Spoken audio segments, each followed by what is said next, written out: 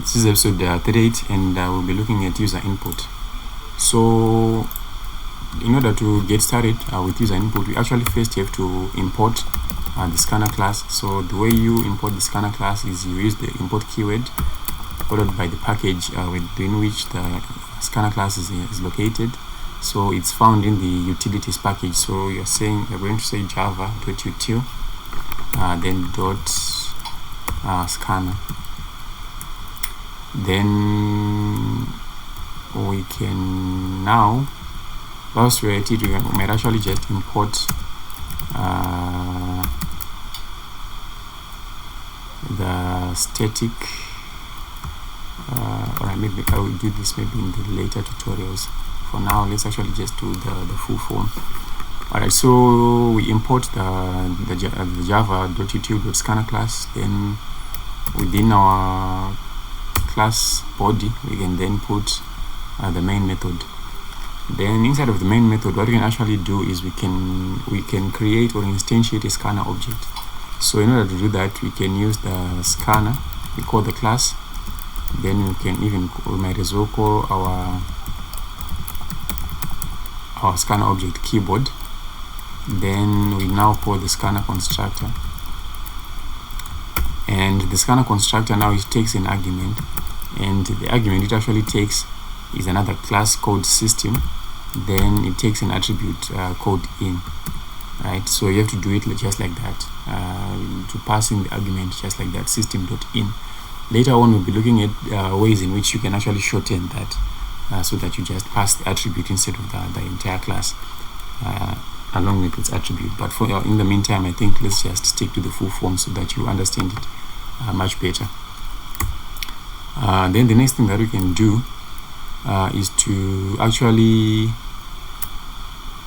have a prompt onto the screen, or rather before we get a prompt, let's actually declare maybe a couple of variables. So maybe we might want a variable called price, which is a double.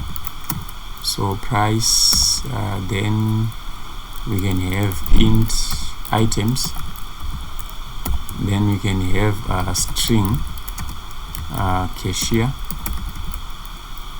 name, right?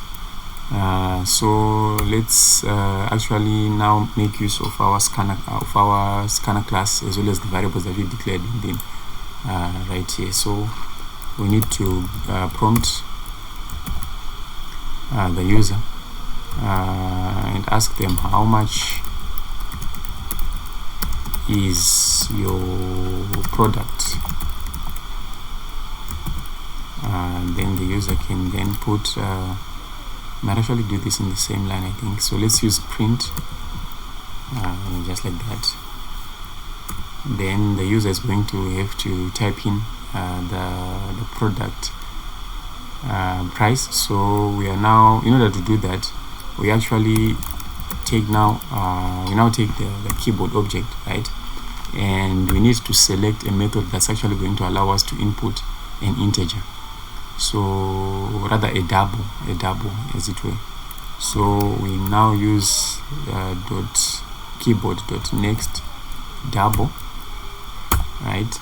So this line 13 is actually going to allow us to read a double value from the keyboard. Notice that keyboard it's just the object name that we created from the scanner class. But now we are just reading the value and we are not storing it anyway. So in order for us to actually store this value somewhere, we need to assign whatever value is going to be read from the keyboard to the price variable that we declared right here on line 8. So we are now saying price is equal to keyboard.next double. Then after that, we also want to prompt the user to enter the number of items. So how many items? You can say how many items of product, right? How many items of product? And by now I think you know the drill. We need to read from the keyboard, but in order for us to do that, we need to call the keyboard object. Then we call the next int method, because we're trying to read an integer. So it's actually going to listen for the user, or rather it's going to listen for an event whereby the user types in an integer. then we should store that somewhere, so we make use of the items variable we declared on line 9 there. So we are now storing whatever the user types inside of items. Then one more, we need to prompt the user again and ask them who is the cashier.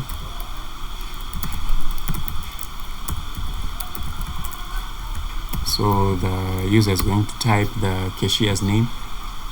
So by now I'm sure you realize that we need to store that somewhere, so we make use of the cashier name, then we call the keyboard object, then we use the next. So unfortunately, or rather you might have seen that we were saying next double to read the double value, then next int to read the double integer. You might think that we have a next string object, but unfortunately we do not have such. It's actually next line in order for you to read a string, so you need to be careful there. So next line, then maybe after we've done all of this, we can then say sys out, then we say you bought, then we concatenate with the items of product at a price of. Then what we can do, and here we can say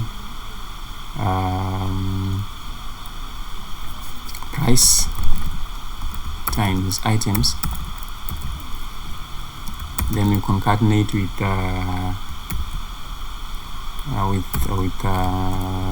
actually maybe let's just end it there, just put a full stop, then let's sys out, because it was actually getting rather long.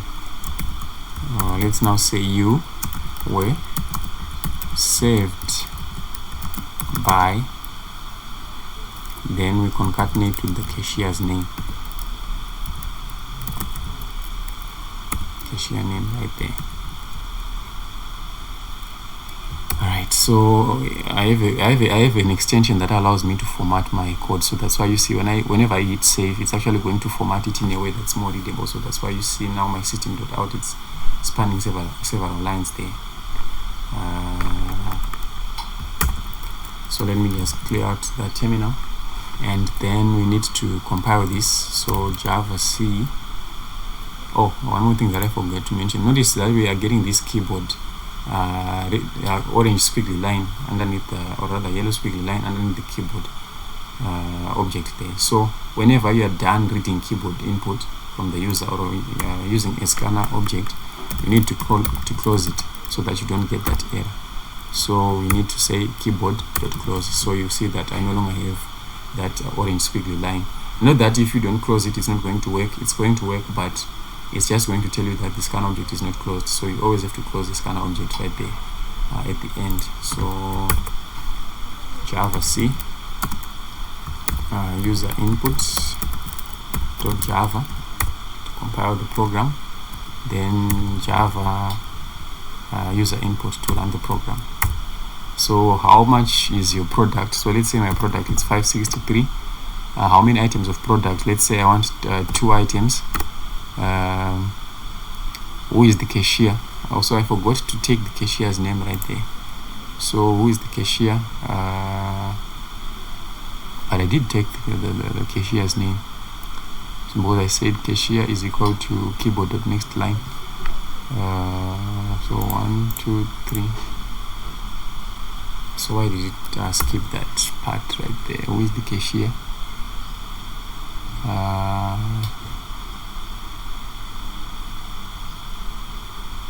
You bought 2 items you were saved by, so it's not giving me. Or maybe let me try and use the next method there.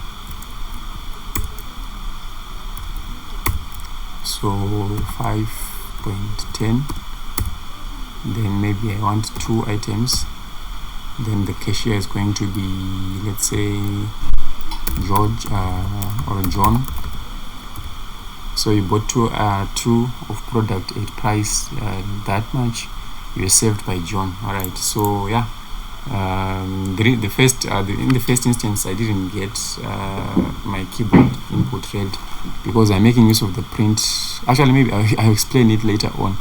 But you can either use the next line or the next method in order for you to read keyboard input in the form of a string. So right here it's now just going to concatenate those values that we have typed in from the keyboard. So that's how you can get user input from the keyboard in Java. I'll see you in the next one.